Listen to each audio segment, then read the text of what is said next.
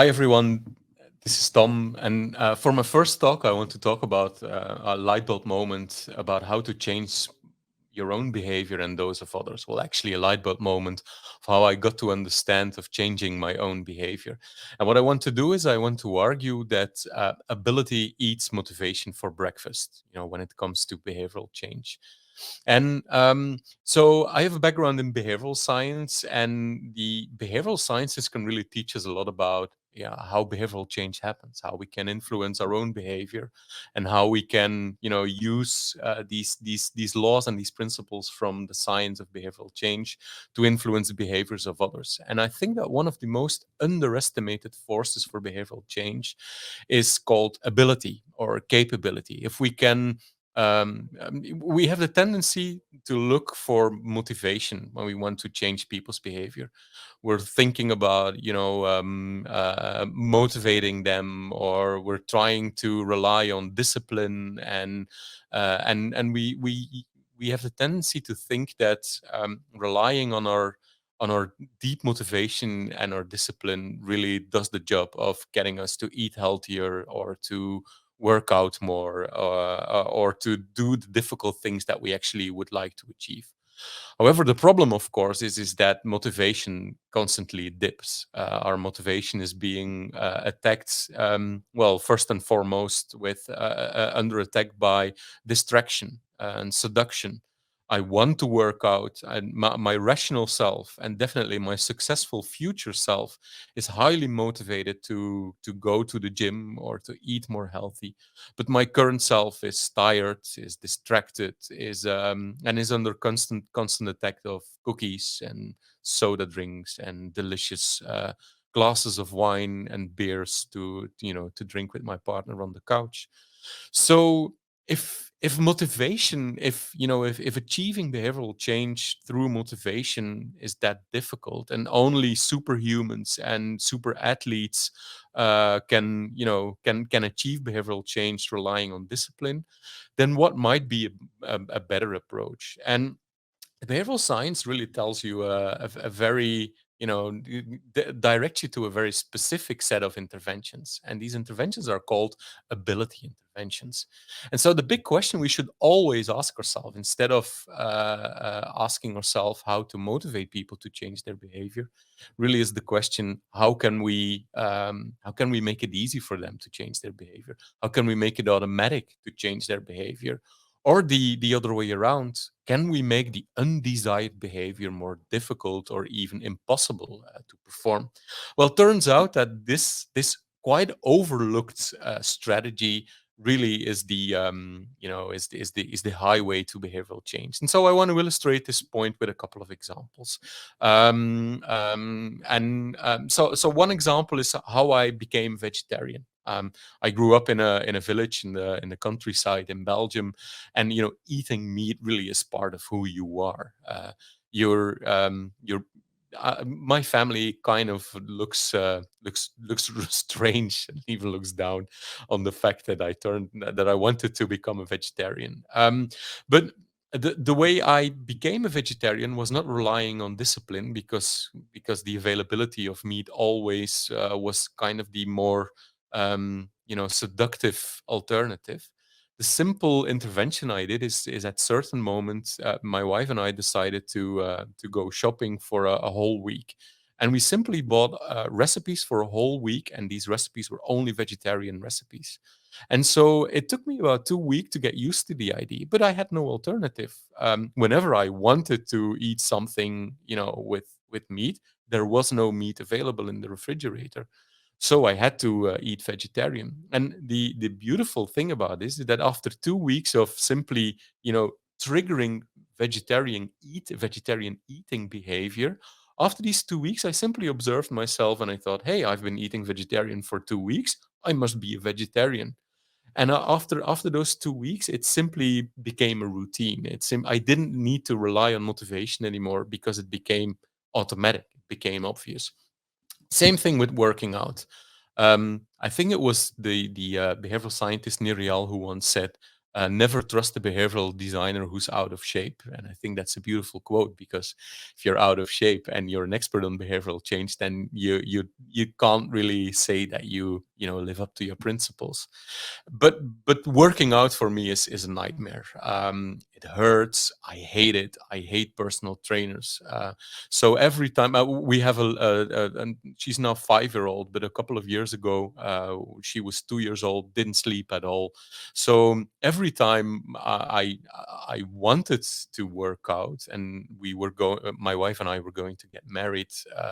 So we had this motivational peak of really doing something about our body, because we knew that when the marriage would be there, we would probably be a little bit ashamed about ourselves if we didn't look that good on the professional photographs. So we had a motivational peak, but whatever we tried, it just didn't work. There was always this distraction. There was the exhaustion. There was always 10,000 good reasons not to go to the gym. And so we solved the problem in a different way. According to the rules, ability eats motivation for breakfast. We did the most painful thing you can think of. Is simply we hired a personal trainer who came to our house at 8 o'clock in the morning 3 times a week, and it worked brilliantly. We hated every second of it, because 10 minutes before she would arrive, we would finally wake up after yet another sleepless night. We would be cursing and hating the idea that after 5 minutes she would probably be there. But we simply designed a context in which we couldn't escape from working out. And every time after the workout, after these grueling half an hour of workout, we were happy that it took place, and that we were able to fence off all our strategies to escape the nightmare.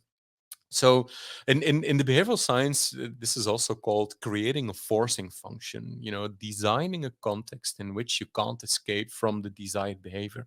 Because quite often in life, the behaviors that you want, the behavioral change that you want to achieve, is usually always the kind of behaviors that are difficult to achieve, and that require motivation, require difficulties, and most of all, that are difficult to sustain. And by designing a context in which you can't escape from it, it really helps to achieve the desired behavioral outcome. I'll give you another example of in a completely different context. But this principle also applies to how you design behavioral change in organizations and in companies. So we often talk about culture, and one of the key components of a very good culture in an organization is a feedback culture. People often refer to actually in this way. Do you have a feedback culture? And so, what is a culture? If you think about it, well, a culture is nothing more or less than, I would say, a set of behaviors that are being repeated, behaviors that turn into a habit, and habits eventually turn into a culture. Um, so, the question then would be, if you want a feedback culture, how can you design a behavior that actually triggers feedback behavior? Well, we started in our company. We started this with two simple habits, to install two very simple habits. One of them was the checkout. So after every meeting, it's mandatory to ask, okay, this meeting is done. What did we do well? What could have we done better? And by asking these two simple questions, and you do it regularly and you repeat it, you start to normalize feedback behavior. And by asking the question in a very positive way, what could have we done better? Not asking what did we do bad, but what could have we done better?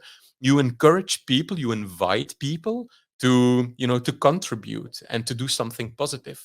And by doing that and by repeating that, you eventually create a culture that it's perfectly fine to give feedback, to criticize, or to give feedback in a way, because people feel that giving feedback is being rewarded and is actually being appreciated.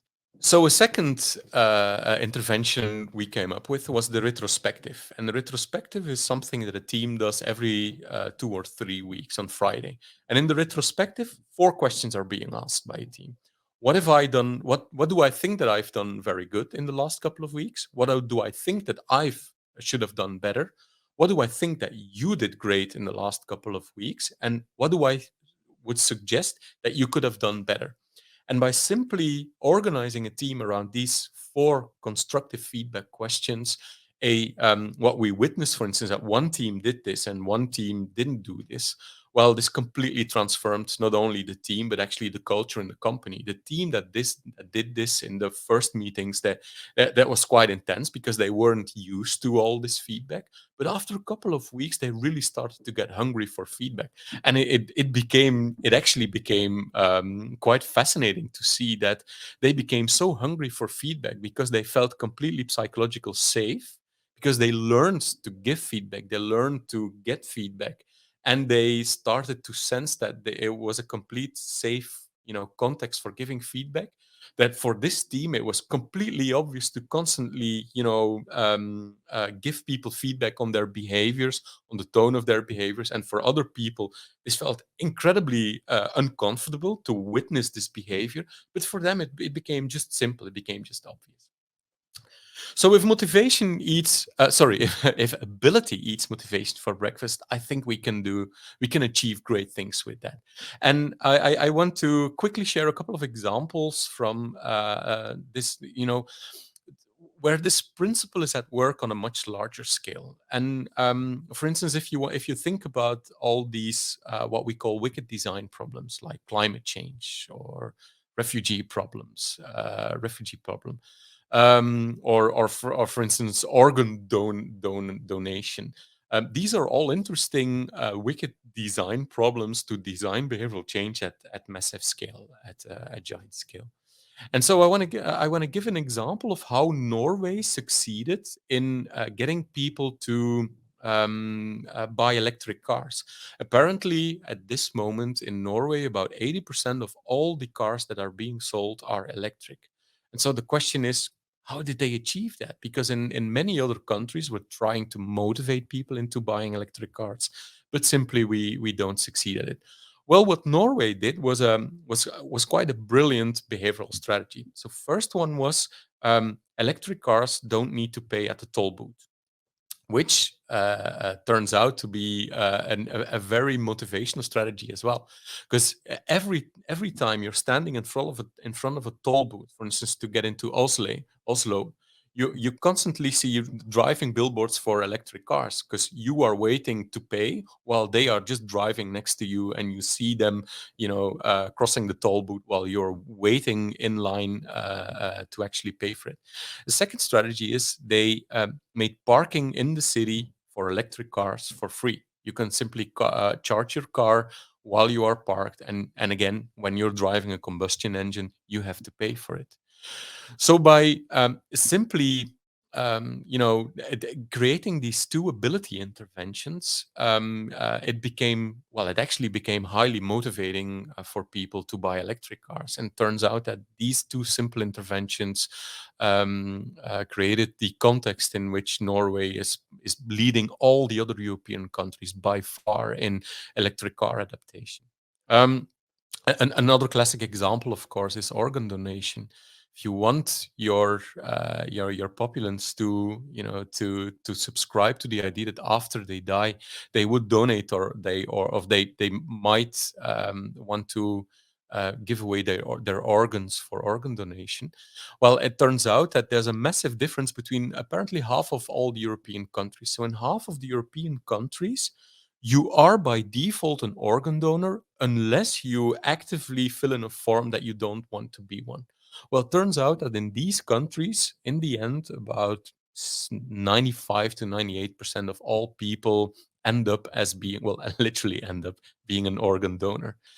Turns out that in the other countries, there's another default mode, and the default is you are not an organ donor unless you fill in a form that says that when you die, you want to, donate your organs for science or for other people. Well, it turns out that in these countries, the organ donation adoption rate is about 10 to 20%. And it's just a matter of a simple form, and how the form is designed and how the default option is designed. So I want to round up, and I think that what what I wanted to argue is that our brain is lazy. We much rather don't think too hard about things, and we definitely don't want to rely too much on motivation and on discipline, because our life is full of distraction, it's full of temptation, and it constantly ruins our our desire to change our behavior. And so instead of treating this as a problem, I think we should embrace this as an opportunity. We don't need to rely on motivation to get people to sustain their behavior. We simply need to motivate them to subscribe to our forcing functions that we create. We need to design default option to get them to change their behavior. Well, that's it. I hope you enjoyed this talk, and we're going to be dive a lot deeper into the science of behavioral change at the behavioral design day at the conference in September. Looking forward to see you there.